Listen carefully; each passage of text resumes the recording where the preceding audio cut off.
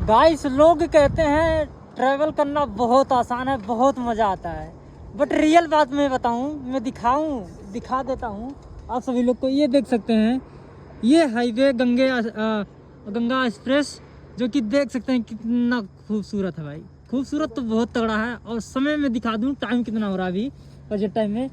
और यहाँ देख सकते हैं समथिंग 11:03 हो गया।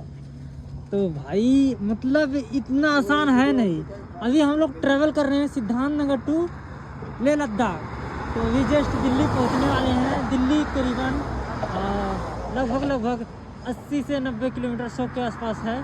और ये देख सकते हैं, ये हालात देख सकते हैं भाई, रियल भाई।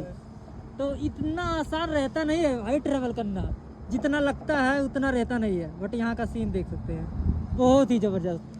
ऐसे ही बने रहिए अपने सिद्धांत नगर वाले भाई के साथ। Okay, thank you.